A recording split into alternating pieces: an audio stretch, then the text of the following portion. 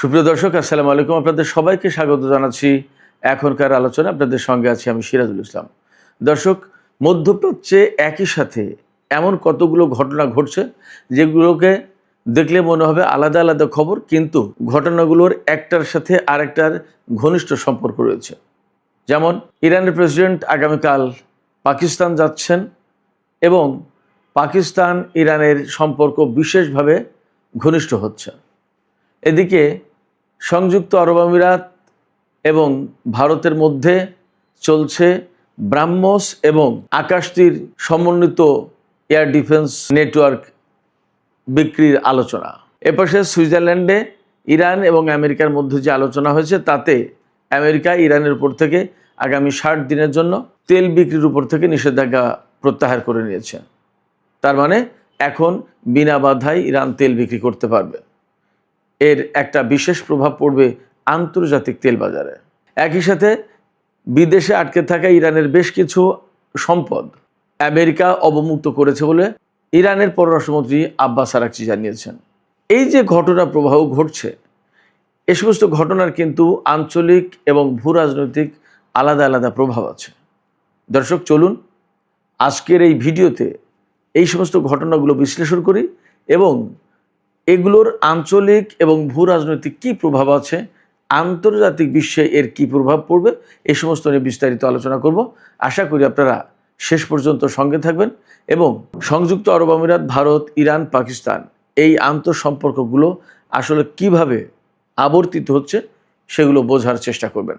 দর্শক, এখানেই বলে রাখি, যদি ভিডিও ভালো লাগে তাহলে লাইক, কমেন্ট, শেয়ার করবেন এবং চ্যানেলটি সাবস্ক্রাইব করে সাথেই থাকবেন। দর্শক, চলুন বিস্তারিত আলোচনায় চলে যায়। একেবারে সর্বপ্রথমে বলি, ইরানের উপর থেকে আমেরিকা 60 দিনের জন্য তেল বিক্রির উপর থেকে নিষেধাজ্ঞা প্রত্যাহার করে নিয়েছে। তার মানে হচ্ছে এখন থেকে ইরান বিনা বাধায় তেল, গ্যাস এবং তেলজাত পণ্য আন্তর্জাতিক বাজারে বিক্রি করতে পারবে।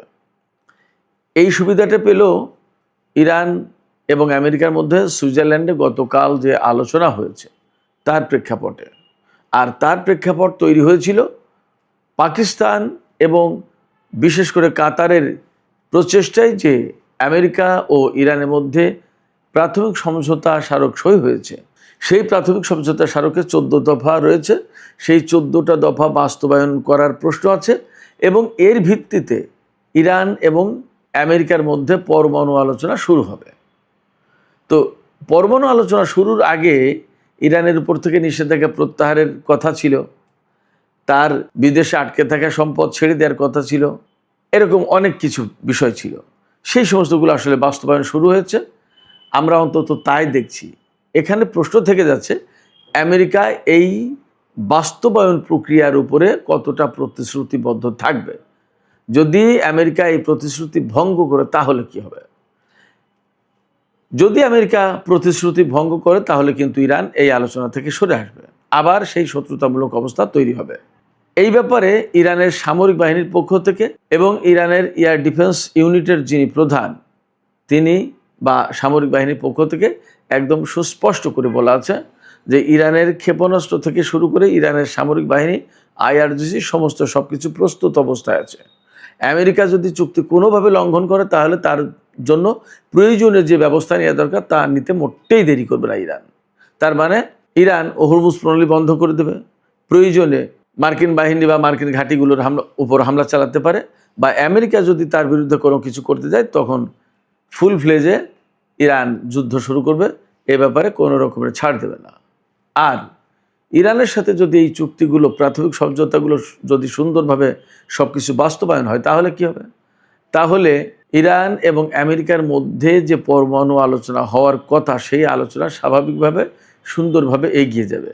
সেখানে ইরান তার পরমাণু কর্মসূচিতে কতটুকু ছাড় দেবে, তার ইউরেনিয়াম এনরিচ করার ব্যাপারে কতটুকু ছাড় দেবে, এই সমস্ত বিষয় নিয়ে আলোচনা হবে। এদিকে মার্কিন ভাইস প্রেসিডেন্ট জেডি ভ্যান্স দাবি করেছেন আন্তর্জাতিক পর্যবেক্ষকদেরকে ইরানে পরমাণু কর্মসূচি পর্যবেক্ষণের জন্য ইরানে প্রবেশ করতে দিতে তেহরান সম্মত হয়েছে। অবশ্য আমি ইরানি গণমাধ্যমে বিষয়টি যাচাই করার চেষ্টা করলাম, এখনও আমি পাইনি বিস্তারিত। তবে পশ্চিমা গণমাধ্যমগুলো এই বিষয়টিকে বিশেষ গুরুত্ব দিয়ে বা ফলো করে প্রচার করছে। দেখা যাক আসলে বাস্তবতা কি। 1-2 দিনের ভিতরেই বোঝা যাবে যে আন্তর্জাতিক আণবিক শক্তি সংস্থা যেটা IAEA তাদের পর্যবেক্ষক দল ইরানে প্রবেশ করতে পারছে কি পারছে না। তবে একটা কথা এখানে আমি খুব পরিষ্কার করে বলে দিই, ইরান এবং আমেরিকার মধ্যে যে আলোচনা চলছে সেই আলোচনার ভিত্তিতে ইরানের উপর থেকে নিষেধাজ্ঞা প্রত্যাহার, হরমুজ প্রণালী খুলে দেওয়া, ইরানের আশপাশ থেকে মার্কিন সেনা প্রত্যাহার, অনেক অর্থাৎ 14 দফা যা ছিল সব বাস্তবায়ন করলো ইরান আমেরিকা সবাই। পরমাণু আলোচনাও হলো, অনেক দূর এগিয়ে গেল, কিন্তু একটা জিনিস ইরানের সাথে আমেরিকার হবে না, সেটা হচ্ছে কূটনৈতিক সম্পর্ক। ইসরায়েলের সাথে যেমন ইরানের হবে না, তেমনি আমেরিকার সাথে ইসরায়েলের কূটনৈতিক সম্পর্ক হবে না, এবং দুই পক্ষ একে অপরকে যে বন্ধু হিসেবে গ্রহণ করবে সেটা কিন্তু হবে না, অন্তত ইরানের পক্ষ থেকে। কারণ ইরান মনে করে আমেরিকা যখনই ইরানের ভেতরে আসবে তার সাথে ইরানের সম্পর্ক তৈরি হবে, তখনই ইরান অনেকটা অরক্ষিত হয়ে যাবে। আমেরিকা, ইসরায়েল বা তাদের গোয়েন্দা নেটওয়ার্ক ইরানের ভেতরে কার্যক্রম চালাবে। তাতে ইরান এতদিন যেভাবে নিজের মতো করে সমস্ত সব কিছু এগিয়ে দিয়েছে, পরমাণু কর্মসূচি থেকে শুরু করে তার সামরিক কর্মসূচি, এর সমস্ত সব কিছুতে বাধা পড়তে পারে, ঝামেলা তৈরি হতে পারে। অতএব ইসরায়েল এবং আমেরিকার সাথে এখন যেমন সম্পর্ক আছে, অর্থাৎ বৈরিতার সম্পর্ক বা কূটনৈতিক সম্পর্ক ছিন্ন অবস্থা, এই অবস্থায় বহাল থাকবে, বিরাজমান থাকবে। এবার আসি, ইরানের প্রেসিডেন্ট মাসুদ পেজেশকিয়ান তিনি আগামীকাল পাকিস্তান সফরে যাচ্ছেন। একটা বিষয় খেয়াল করুন, গতকালকেই কিন্তু আমি বলছিলাম যে গতকাল মানে 21শে জুন, আমি গতকালের ভিডিওতে বলেছি যে পাকিস্তানের প্রধানমন্ত্রী শেহবাজ শরীফ জাতীয় সংসদে দেয়া বক্তৃতায় জানিয়েছেন যে আমরা ইরানের প্রেসিডেন্ট ডক্টর মাসুদ পেজেশকিয়ানকে পাকিস্তান সফরের জন্য উদাত্ত আহ্বান জানাচ্ছি, উদাত্ত আমন্ত্রণ জানাচ্ছি। তাকে বরণ করার জন্য পুরো পাকিস্তানি জাতি, পাকিস্তানের সমস্ত জনগণ অধীর আগ্রহে অপেক্ষা করছে। আমি কিন্তু এই কথা গতকালকের ভিডিওতে বলেছিলাম। আজকেই খবর আসলো, ইরানের গণমাধ্যম এবং পাকিস্তানের গণমাধ্যম, দুই দেশের গণমাধ্যম থেকেই নিশ্চিত করা হয়েছে যে মাসুদ পেজেশকিয়ান, ইরানের প্রেসিডেন্ট, আগামীকাল মঙ্গলবার পাকিস্তান সফরে যাচ্ছেন। এই সফরে তার সাথে একটা উচ্চ পর্যায়ের প্রতিনিধি দল থাকবে। আলোচনা হবে বাণিজ্য, জ্বালানি, সীমান্ত নিরাপত্তা থেকে শুরু করে অনেক বিষয় নিয়ে, এবং আরও বিশেষ করে আলোচনা হবে বা পর্যালোচনা করা হবে এর আগে ইরান এবং পাকিস্তানের মধ্যে যে সমস্ত বিষয়ে সমঝোতা স্মারক বা চুক্তি সই হয়েছিল সেগুলো কত দূর বাস্তবায়ন হলো, বাস্তবায়নের ক্ষেত্রে বাধা কোথায়, বা এই ব্যাপারে আরও কি কি করা প্রয়োজন, এই ব্যাপারে পাকিস্তান কি সহযোগিতা করতে পারে, এই সমস্ত ব্যাপারে ইরান কীভাবে সহযোগিতা করতে পারে, এই সমস্ত নিয়ে আলোচনা হবে। আরও আলোচনা যা হবে তা হচ্ছে আঞ্চলিক এবং ভূরাজনৈতিক প্রেক্ষাপট নিয়ে গুরুগম্ভীর একদম ভেতরগত আলোচনা হবে। আমি এমনটাই আশা করছি বা এমনটা ইঙ্গিত দেওয়া হচ্ছে, কারণ আমরা সবাই জানি এই যে ইরানের সাথে আমেরিকার এবং ইসরায়েলের যুদ্ধ হলো, এই যুদ্ধ কিন্তু শুধুই মাত্র আমেরিকা, ইসরায়েল এবং ইরানের ভিতরে সীমাবদ্ধ ছিল ব্যাপারটা তা কিন্তু নয়। এর সাথে আঞ্চলিক এবং আন্তর্জাতিক অনেক প্রসঙ্গ জড়িত। এর সাথে যেমন জড়িত সংযুক্ত আরব আমিরাতের সাথে ভারতের সম্পর্ক, এর সাথে জড়িত যেমন সংযুক্ত আরব আমিরাতের সাথে ইসরায়েলের সম্পর্ক জড়িত, তেমনি পাকিস্তানের সাথে সংযুক্ত আরব আমিরাতের সম্পর্কের কিছুটা টানাপোড়েন তৈরি। আবার সৌদি আরবের সাথে, কাতারের সাথে, তুরস্কের সাথে, মিশরের সাথে পাকিস্তানের আলাদা রকমের নতুন সম্পর্ক তৈরি। অর্থনৈতিক সহযোগিতা প্রদান কাতার এবং সৌদি আরবের পক্ষ থেকে পাকিস্তানকে, ভারতের কাছ থেকে সংযুক্ত আরব আমিরাতের বিভিন্ন ধরনের সামরিক ও প্রতিরক্ষা সামরিক সরঞ্জাম কেনা বেচার যে আলাপ আলোচনা সেগুলো, একই সাথে ভারতে সংযুক্ত আরব আমিরাতের পক্ষ থেকে বিভিন্ন রকমের বিনিয়োগ, ভারতকে বিশেষভাবে গুরুত্ব দেওয়া আঞ্চলিক এবং দ্বিপক্ষীয় পর্যায়ে, এরকম অনেক বিষয় আছে। এ সমস্ত বিষয় যখন চলমান এবং এ সমস্ত নিয়ে যখন অনেক হিসাব নিকাশ চলছে, আঞ্চলিক রাজনীতিতে বলা যায় যে নতুন কিছু সৃষ্টির জন্য উলট পালট একটা অবস্থা তৈরি হয়েছে, সেই রকম সময়ে ইরানের প্রেসিডেন্ট মাসুদ পেজেশকিয়ান পাকিস্তান সফরে আসছেন। এই সফরের আরও গুরুত্ব এখানে, যখন ইরানের সাথে ইসরায়েল এবং আমেরিকার যুদ্ধ চলছিল তখন কিন্তু পাকিস্তানের মধ্যস্থতায়, পাকিস্তানের উদ্যোগে একটা যুদ্ধবিরতির ব্যবস্থা করা হয়েছিল এবং এই যুদ্ধবিরতির পরে কিভাবে মধ্যপ্রাচ্যে একটা বৃহত্তর শান্তি প্রতিষ্ঠা করা যায় তার জন্য পাকিস্তান কিন্তু ব্যাপক প্রচেষ্টা চালিয়েছে, কূটনৈতিক উদ্যোগ নিয়েছে এবং এই উদ্যোগে আঞ্চলিক দেশ বিশেষ করে কাতার, সৌদি আরব, মিশর, তুরস্ক এরা কিন্তু সাপোর্ট দিয়েছে। এই জায়গায় সংযুক্ত আরব আমিরাত কিন্তু একটা দূরত্ব বজায় রেখেছে, বরং ইরানের সাথে মধ্যপ্রাচ্যের বিশেষ করে আরব দেশগুলোর ভেতর থেকে একমাত্র আরব দেশ সংযুক্ত আরব আমিরাত যারা ইরানের বিরুদ্ধে ইসরায়েলের এবং আমেরিকার হয়ে যুদ্ধ করেছে। এটা কিন্তু বিরাট একটা বড় ব্যাপার। অথচ আরব আমিরাত কিন্তু ইরানের খুবই নিকটতম প্রতিবেশী রাষ্ট্র, একেবারে সাগর পাড়ি দিলেই দক্ষিণ পারে সংযুক্ত আরব আমিরাত, উত্তর পারে ইরানের অবস্থান। এবং যে হরমুজ প্রণালী দিয়ে এত কিছু লেনদেন, সেই হরমুজ প্রণালীর ব্যবহার করতে হলে কিন্তু সংযুক্ত আরব আমিরাতকে ইরানের সহযোগিতা প্রয়োজন হবে। 28শে ফেব্রুয়ারি যুদ্ধ শুরু হয়েছিল, তার 2 দিন আগে ভারতের প্রধানমন্ত্রী ইসরায়েল সফর করে এসেছিলেন এবং সেখানে কিন্তু তিনি ঘোষণা করেছিলেন ইহুদিদের ফাদারল্যান্ড হচ্ছে ইসরায়েল, মাদারল্যান্ড হচ্ছে ভারত।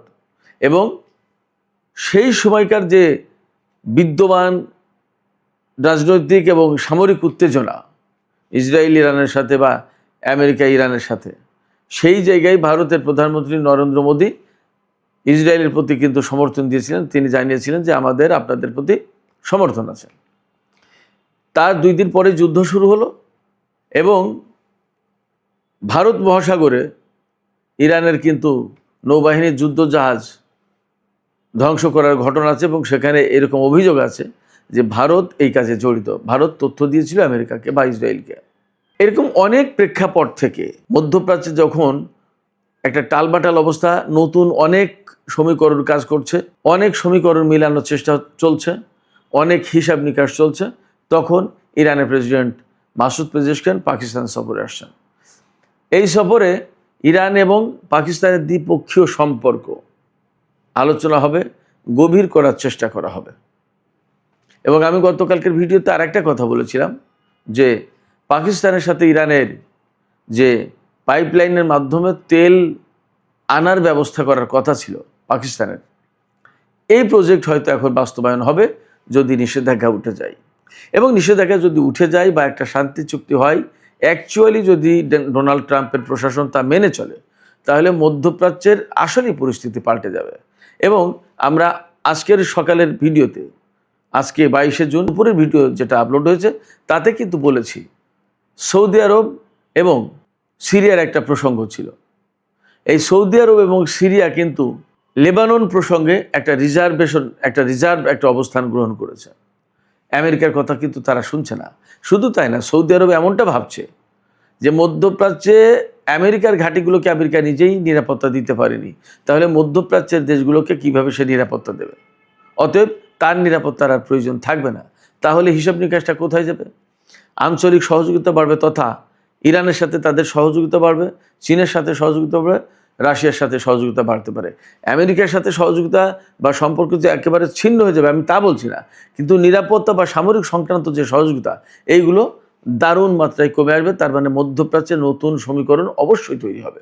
এছাড়া এখন একদম পরিষ্কার হয়ে গেছে যে ইরানের সহযোগিতা বা ইরানের সাথে সুসম্পর্ক রাখা ছাড়া হরমুজ প্রণালী অ্যাকচুয়ালি ভালোভাবে ব্যবহার করা যাবে না। এমনকি বাব আল মানদেব প্রণালীও, দুটো প্রণালী ইরানের কার্যত কন্ট্রোলে। সেক্ষেত্রে মধ্যপ্রাচ্যের তেল বাণিজ্য থেকে শুরু করে সব ধরনের বাণিজ্য যদি চালাতে হয়, তাহলে ইরানের সাথে সুসম্পর্ক রাখার কোনো বিকল্প নেই। একদম ক্লিয়ার অ্যান্ড লাউড। শুধু জ্বালানি, বিশ্বে যত সার রপ্তানি করা হয় মধ্যপ্রাচ্য থেকে, অর্থাৎ এই হরমুজ প্রণালী ব্যবহার করে তার শতকরা 30% সার পরিবহন করা হয়। খুব সাধারণ ব্যাপার না। এই সার তৈরি হয় ইরানে, ইরাকে, কুয়েতে, সৌদি আরবে, কাতারে, সংযুক্ত আরব, সব জায়গায়, ওমানেও তৈরি হয় সম্ভবত। অতএব এই সার, তেল, গ্যাস, তেলজাত পণ্য, আদার অনেক বাণিজ্য, এসব যদি পরিচালনা করতে হয় তাহলে হরমুজ প্রণালী অবশ্যই লাগবে। আর হরমুজ প্রণালী লাগলে, বাব আল মানদেব প্রণালী লাগলে ইরানের সাথে সম্পর্ক মাস্ট লাগবেই। এই সব প্রেক্ষাপট থেকে ইরানের সাথে পাকিস্তানের এই সম্পর্ক এবং ইরানের প্রেসিডেন্টের পাকিস্তান সফর খুবই গুরুত্বপূর্ণ। পাকিস্তানে ইরানের প্রেসিডেন্ট আসছে এমন সময় যখন সংযুক্ত আরব আমিরাত ভারতের কাছ থেকে ব্রাহ্মস ক্ষেপণাস্ত্র কিনবে বলে আলাপ আলোচনা চালাচ্ছে।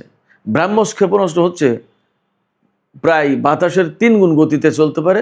এটা সুপারসনিক বা মিনি হাইপারসনিক ক্ষেপণাস্ত্র বলা যায়, ক্রুজ ক্ষেপণাস্ত্র, এবং এগুলোর পাল্লা প্রায় 800 কিলোমিটার পর্যন্ত। এই ক্ষেপণাস্ত্র পাকিস্তানের বিরুদ্ধে গত বছরের যুদ্ধে ব্যবহার করেছিল ভারত।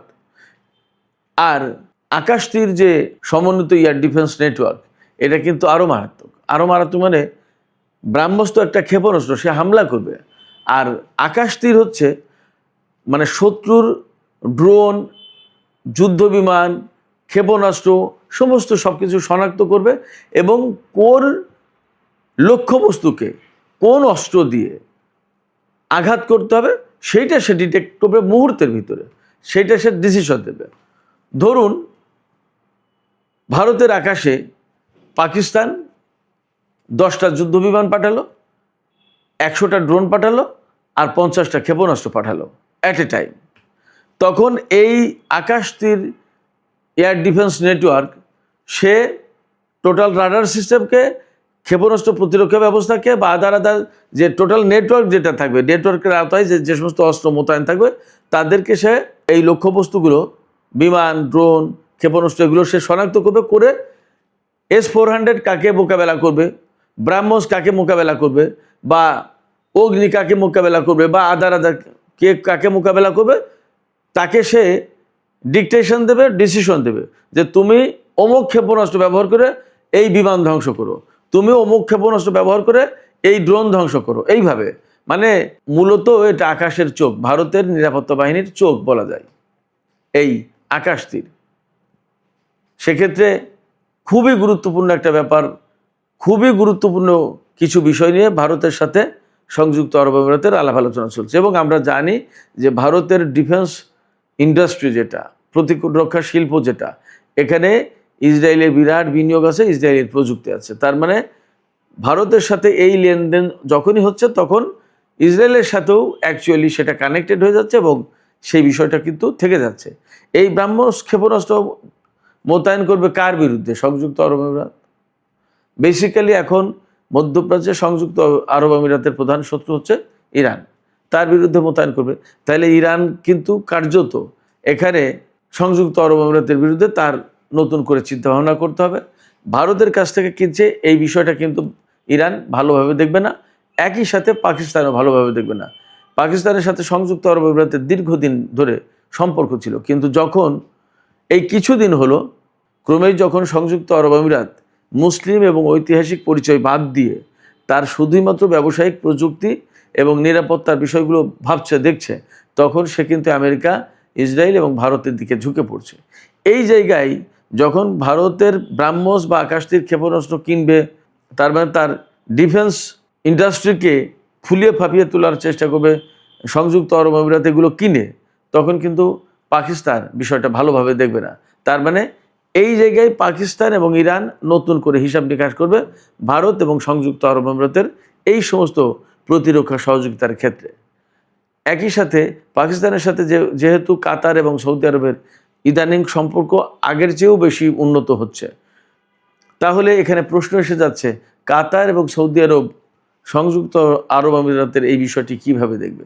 ওপাশে তুরস্ক তো অবশ্যই ভালোভাবে দেখবে না, মিশর কিভাবে দেখবে? অনেক হিসাব বিকাশ এখানে আলটিমেটলি চলে আসছে।